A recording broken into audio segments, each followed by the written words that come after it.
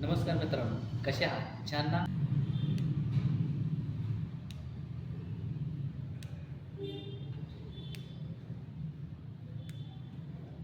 मित्रांनो, आता जे मी तुम्हाला दाखवले वर्मआउट ते स्टमकसाठी आहे. 15, 16, 17, 18, 19, 20, 21, 22, 23, 24, 25 हे आपल्याला साईड फॅटसाठी आहे. 1 ते 25 आणि 5 सेट करायचं आहे तुम्हाला.